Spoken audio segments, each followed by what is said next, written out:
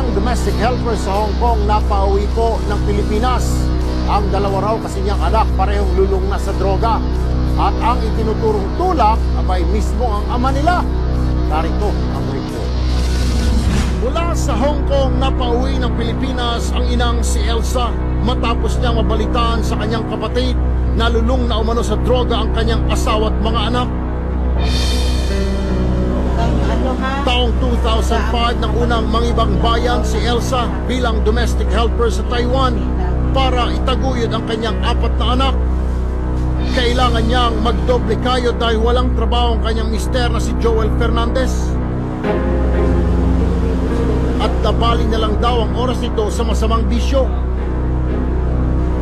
Sa kanyang pag-alis, iniwan ni Elsa ang kanyang panganay at pangalawang anak sa kanyang asawa na nooy parehong nasa high school.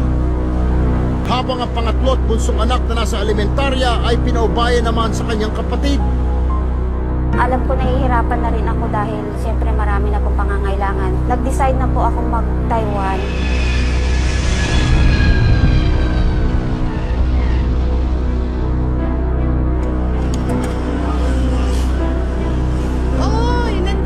Sa pagbalik ni Elsa sa Pilipinas, muli niyang binuo ang kanyang pamilya nang makapagpundar siya ng bahay sa Montalban, Rizal. Nooy bitbit niya ang pag-asang magiging maayos ang takbo ng kanilang buhay. Pero wala pa rin pagbabago sa kanyang asawa. Binilihan ko po siya ng tricycle para magkaroon ng hanap buhay. Nagdoble kayod ako para matulungan siya dahil may college na kami. Pag umaalis pala ako, ang pinikwento ng mga anak ko, Mama, si Papa, nagdadala ng mga barkada dito at nagkukulong sila sa kwarto.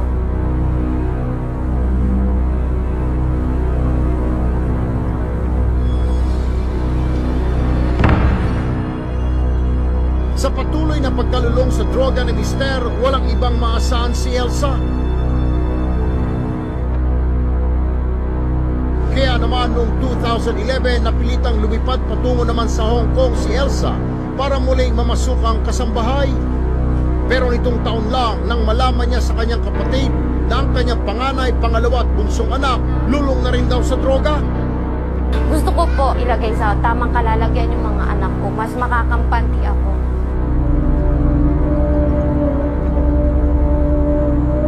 Natutunan daw ng mga anak ang bisyo sa sarili nilang ama na lantaran daw kung bumatak sa harapan nila.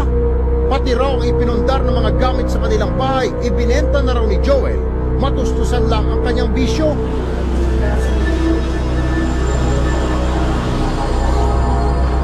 Kaya naman lingid sa kaalaman ng kanyang pamilya,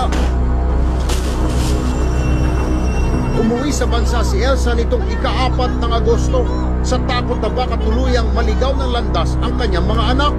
Yung panganay po, hindi na daw po nakakatulog ng 2 gabi. Yung pangalawa po, parang laging balisa na gusto magpatampo. At yung bunso po, lagi pong may nawawalang kutsilo at nakasukpit sa niya kada lalabas siya.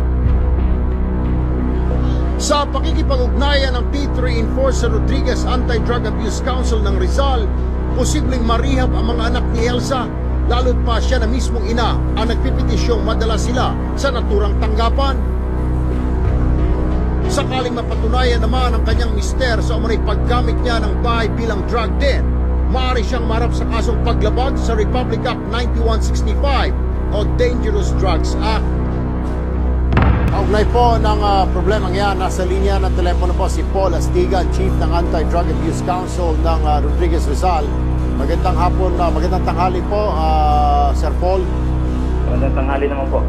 Lalapit lamang kung saan namin pwede po ba gusto ni Nanay Elsa na marehab itong kanyang 2 anak na mga minor de edad kasi nga ay nalulong sa bisyo dahil ang tulak pa mismo yung kanyang asawang batugan. Gusto niya ho marehab itong 2 niyang anak. Pwede ho matulungan niyo ba para marehab po ito kahit dyan po sa may Taguig, sir? Opo, opo. Kapag ka po minor de edad, responsibilidad po ng magulang yan. Opo. Pero nga po, wala ho bang pambayad ho sa mga private na mga sir, na mga rehabilitation center, kaya maasa ho sila, may mapasok sila dyan sa Bikutan, sa Taguig. Opo. Matutulungan niyo ho ba, Mr. Opo, Astiga? Meron lang pong kaunting mga tawag natin po sharing para doon sa rehabilitation center. Cost sharing. Ano yung sabihin ng cost sharing? Ano ho bang ibig sabihin nun, sir, ang cost sharing? Halimbawa po, dahil po i-public din yun, meron po silang upon entry na 4,500 pero pwede rin pong mababa yun ayon po sa kung ang mga pasyente ay wala talaga. Ay, dalawa ho yun, dalawang anak ho yun. So, 8,000. Opo. So, Pwede Matanong po lang. natin pakiusap yan. Sir Paul, yung sinasabi niyong 4,000 per head ho ba yun o dalawa na sila doon sa 4,000, dalawang bata? Per head po yun, sir. So 8,000. Tapos yung 8,000, one time mo yun o meron pa mga every month? O halimbawa Wala habang na po, nasa- wala na po. one time lang po yun. Opo. baka matulungan, For 8 months. matulungan nyo na ho siguro, sir. Baka pwedeng mapababa pa yun. I mean, Opo, kasi po opo. itong Gagawin po namin ng lahat ng aming magagawa. Matulungan siya sa lahat ng assistance na ibibigay ng ating munisipyo. Bigay po natin kay Ma'am Elsa. Tumog lang po siya sa ating tanggapan. Opo, kasi po ito ay si Ma'am Elsa nga, bagamat OFW, DH naman po ito sa Hong Kong. But anyway, sir, sige po, papuntahin ho namin kaagad dyan sa inyong tanggapan si Ma'am Elsa. Ano po, Opo, Sir Paul? opo. Maraming Maraming salamat. Salamat po. Paul Astiga, Chief ng Anti-Drug Abuse Council ng Rodriguez, Rizal.